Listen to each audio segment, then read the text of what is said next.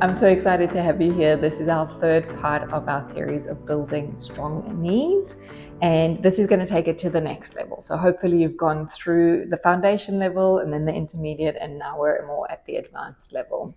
For this series, we're going to require a block. So whether you have a yoga block, a cork block like this, or maybe even just a thick book that you can stand on, or a step, but this is our device for today.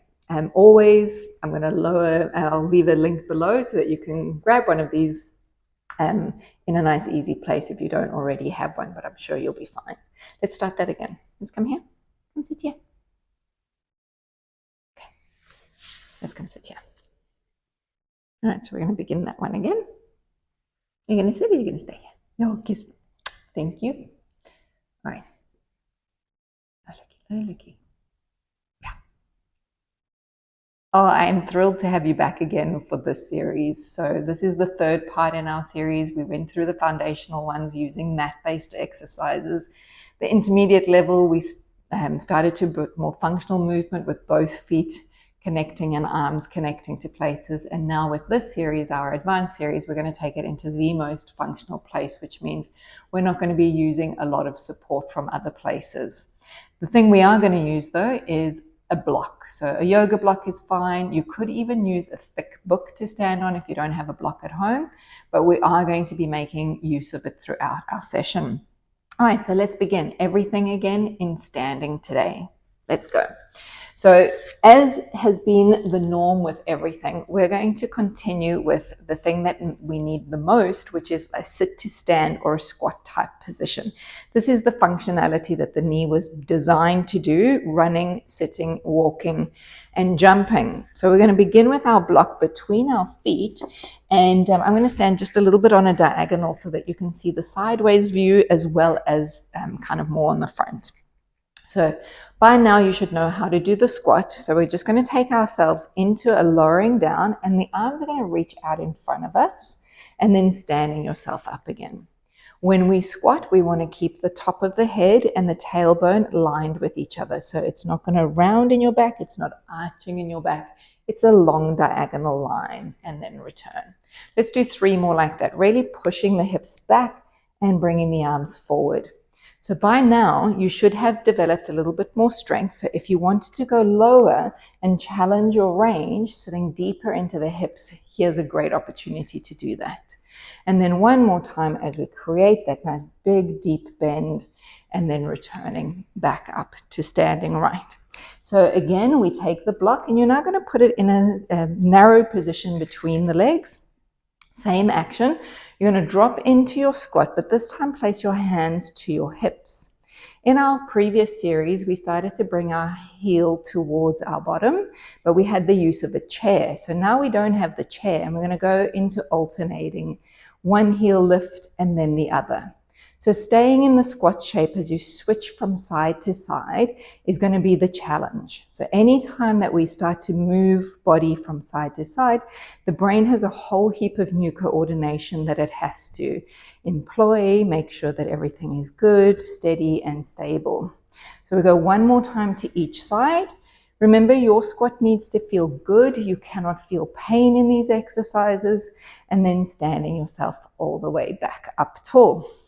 We're going to revisit some of those moves in a moment, but for now we're going to place the block face down with a flat surface. If you have a bigger foot and it doesn't fit on the block, then you need a second block. But ideally, most people's foot could fit somewhere between the front edge and the back edge. So as we start, we're facing forward. We've got our 2 feet lined up with each other. 1 foot is on the block, and obviously 1 foot is on the floor. So we're going to go back into our squat. What did you know? So we're going to take the hips back, reach the arms forward, and then standing up. So your block foot is always going to be bent in this action. Your standing ground leg is the one that is working back into a straight line.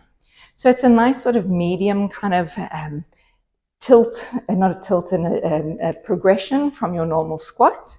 Because as you're doing this, we want to keep the waist height the same. So standing up is not suddenly going to create a tilt in your pelvis. And we'll go 2 more times, down and up. This is harder for your brain to coordinate than you realize. And then last one, All right, from here, we're going to go into standing on the block foot and then rise up onto the toes on the ground leg. From there, it's a balance where you're going to lift your foot off of the floor, pull the toes up, put the toes down, and then the heel drops and you're grounded. So we go to the block leg, you lift your toes up, you put your toes down, and you lower your heel to the ground. So this is how we walk, and this is why it becomes more of a functional class and an advanced class, because we're putting all the new patterning and the strengthening into a familiar exercise that the brain understands, which is walking. So we have 2 more of these. This action of your foot is really important so that when you're coming up, you're not wobbling and you're not trying to lift the leg up on the outside. It just literally is a leg lift or the height of the pelvis staying balanced. So we're going to stay here now. So you've got your leg just in a flexed foot. The leg is hovering next to the other one. If you need something to hold on to, please find something that's going to keep you stable. We're starting to add some movement. So we're going to send the leg to the front and to the back. So the range of movement needs to suit how well you can stand on the block foot. So if you're taking the leg too far forward, too far back and swinging the body, then we're not doing the work that we're looking for. We're doing other work, but not the intense sort of focus around the hip. All right, and then finding your balance position again, that weighted leg is down, and then we're going to move it to the side. So here's another time that people do this a little bit incorrectly, is turn a foot out. So I want your toes to still face forward. So when you send the leg out, you can't go very far. To go further, you're going to have to make some sort of a shift and then bringing it back. We're doing 5 reps of everything. And then again, feel how important the foot muscles are for you as well as the leg muscles on the block foot. One more time, and then again, you are welcome to take a little rest. In fact, let's all do that together. Let's lower down. But over time, you can do the whole series without taking the rest. And then again, coming up. And as you do, you've got your leg back up to the top. Pardon me. We're going to go into a circle. So we make our circle around for 5 each way. And again, just like you're stirring something from the front of the hip down towards the foot, and then go the opposite way. I'm just seeing a nice big ladle in a big saucepan. I don't know what the contents are, that can be up to you, and then bringing it all the way back down. So from there, we just take a rest, and what you will notice is that you should feel, well, I don't know how you feel. I feel how I feel. I feel very toned on the side of my pelvis, very lifted. And now I want to feel the same thing on the opposite side. So we pull the block across and we repeat. So as you do that, you've got your foot back on. I'm very particular about where my block fits and faces. So it's just a fun thing with me. So feeling the 2 feet as level as possible, we're starting with the squat. So you're going to drop your hips back, reach your arms forward, and then stand yourself tall, arms go back. So this is a natural action, really, arms to the front and arms to the back as you're doing the bending in the hips. When you're in this position, it's tempting to want to lean more towards one side than the other. So even though your feet are on different surfaces, try your best to still feel like your pelvis is going back, sit bones are widening, and then sit bones are narrowing and pelvis is going forward. We'll do that 2 more times as we sit back in the hips and widen the pelvis, sit bones narrow and push forward. 1 more time, out, wide, in and forward. The truth is it's all happening at once. It's not a separate move, but in your mind for the choreography of it, that's how it can feel. All right, let's go into our standing leg. So we stand up onto the leg. We're on the ball of the foot on the floor, and then you lift your toes and you lower your toes and you rest yourself down. And again, so you could imagine yourself climbing a set of stairs where one stair is higher than the one you're on. But again, because we're doing this in this lateral or sideways movement, very good for these outer leg muscles of ours. And again, coming up. So this can also be done off of a set of stairs if you have stairs in your house and you didn't have your block for this variation and the squat variation. So, you can be creative if you don't have the tools at hand. I have totally lost count with what we're doing. So we'll come up and we'll just pause where we are here. So in this position, you want to be as stable as you can. Again, if you had a belt across the front of you, that belt line should be balanced. And we're going to send the leg to the front and to the back. I haven't done anything creative with my arms. I'm just keeping them down. I don't want to have to get involved in the arm motion right now. I'm focusing quite strongly on my standing leg, my standing foot. Hold the leg steady, and then we're going to open the leg sideways. So I know in my own body, as I start to do that, I want to shift more to the left. So I've got to work a little less in my range to make sure that I don't overly compensate to the opposite side.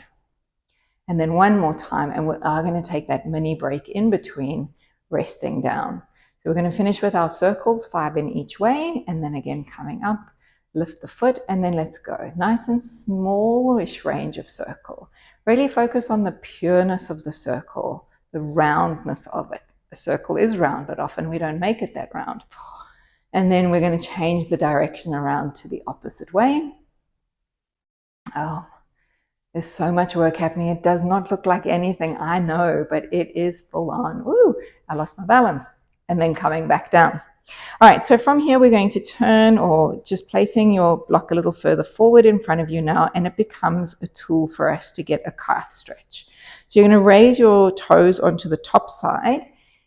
Depending on how much weight you put forward, you may start to flick the block to you. Ideally, that's not what we want to do. We want to try and keep it grounded. So I've got a foot back behind me. The work is here on the front leg. So I'm going to be pushing into and away from. So my ankle joint is getting more pressure, a little bit more knee bend, and then pulling back. And we'll go for another 3 and 2. And then one more time. And then from there, we're going to go into a straight leg. So here's the challenge. You don't have to go all the way. You're going to step closer with your back foot. It's going to feel awkward. And then depending on the length of your calf, you may need to just stay there. If you can go further, put your foot to the outside of the block. If you can go further, put it more to the front of the block. And we're just going to explore the range of where you can get to, where you can still keep your heel down and get a really good calf stretch behind. So you may be thinking, why on earth are we working through calves? Hopefully by now, if you've done the whole series, you'll know how everything is related. But our foot muscles and our calf muscles are also connecting to the back of the knee. So if we're creating strength around our knee, we've got to create strength and stretch around those other areas. Let's change sides. So other foot goes on and back foot behind. And then from there, you're just going to go into a bend and a stretch. So I won't bore you with all the different muscle names that are behind the back of the leg, but every move we're doing is targeting different muscles.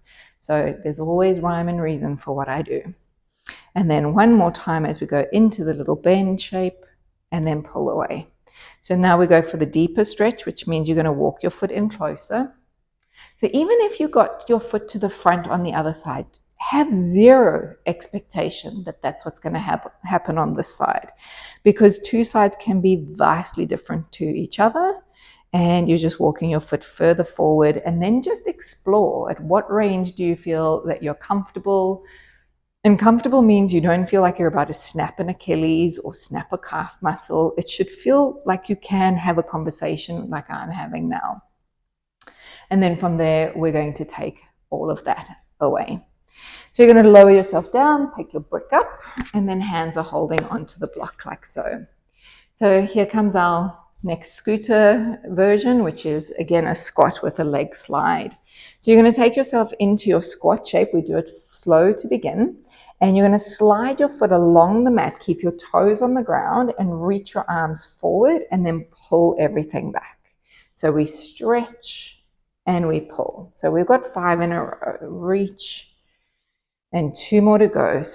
The foot on the floor is working to sort of aim straight back behind you. Hold your position. Here's a challenge. We go sending the arms up and the arms lower, and the arms higher and the arms lower. So this is building endurance in the front leg, and you've got 2 more. And then final one with that variation, and then bringing it all the way back in. Take a stand up. We've got 1 more move to make, and that's a rotation.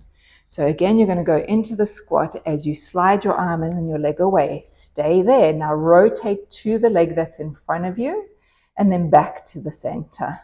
And then again to the front leg, and back to the center. The block is staying in line with your chest. So I don't want you to move your arms across the body. I want your whole upper body to twist around the steadiness of the standing leg. 2 more. This is working. I'm going to get red cheeks in a moment. And last one. And then bringing it all the way back. All right, side 2 weights. So we're going to go into the squat position. So remember, bottom behind, and then hands close, and we slide leg away, we slide block away, and pull them back in. So remember that keeping close contact with the ground is going to give you a better chance of success with the better muscle recruitment than with your foot off the floor. For now, hold. Arms are going up, arms are going down. Now, the block I'm holding is a cork block. It's a little heavier than one of those foam blocks, but it doesn't matter. There's still resistance happening. Whew. And then one more time, and then bringing it all the way in, stand and rest. So the last one is our twist towards our front knee. And again, taking you into the squat and scooter slide, hold, and then rotating in the direction of your leg, and then back to center. So the leg behind you is still a powerful leg, toes on the ground. Front leg is still powerful. So if you feel like you've got equal weight between the front and the back leg, you'll be more balanced than feeling like you're just overloading the front leg. And then bringing it all the way back in. All right, so from there, we're just going to take a seat. I know I said it was going to be a standing exercise, but we're just going to drop ourselves down, if you can get to the floor, and just sit onto your block. So if you can go cross-legged and have a dog in your lap, all the better. It's not overtime yet. Not yet. Not yet. And we're going to send those arms out and around and all the way back behind your head. You can do this in standing, by the way. You're going to bring your elbows in and you're going to nod your head down, creating a stretch through the back of the neck. And then you're going to raise your chest up and open your elbows to the side. And again, we're going to go down, a little gentle nod. And then we're going to come up and lift into the front of the chest. And we'll do that one more time as we sink our head down and open you up. And then again, find your balance in your neutral position. And we're going to go into a side bend. So elbow goes down towards the floor and up toward the ceiling, and then back to center, and then go the other way. So as you're doing these moves, remember that it's all about your spine still starting from a straight line and then going into a side bend. So do your best to not drop your head or your eyes, and just, you could do it with your eyes closed if you wanted to. I've got one more time to go to each side, and then we're going to finish it with a little rotation. So again, like I said, you can still do this in standing if you are not able to take a seat down. Let's move off. And we're going to go with our legs where they're a little bit more comfortable, maybe even in a bent knee position, and send your arms out in front of you. From here, we're going to pull an elbow back and look in that direction, and then reach the arm forward. Other arm stays where it is, and pull elbow back and bringing it forward. And again, we've got another one to each side after this. And then we're going to finish with a little bit of arm circle action. Slip it to the back, slide it to the front. And then from here, we're going to reach the 2 arms up towards the ceiling and circle arms around. Now, if for any reason your shoulder's not happy doing that motion with such a big wide position, put your hands onto the tops of the shoulders and let your elbows drive the move. We have another 2 circles and another one. And then we're going to go the reverse. So keep hands on shoulders if you need to, or otherwise go back into the wide. And remembering again, the joints of the shoulder and the joints of the hip are very, very similarly related. It's a good word, similarly. Say that fast a few times. And then last time, and rest. All right, I've got a little bit of a sweat up and I don't even have a sore knee today. So I hope you did well in the class. Remember to like, comment, share, subscribe, do all those wonderful things. Thank you for following the channel. Thank you for being an avid fan, and always feel free to leave me a comment if it's nice and wonderful. Useful comments are always great. And also, if you have an idea of a video that you would like me to make, I'm more than happy to do that for you. I read all the comments, I reply to them as I can. So I look forward to chatting to you on screen. From Bear and I, we hope your knees are good and healthy, strong, and helping you do all the most wonderful things in life. Bye.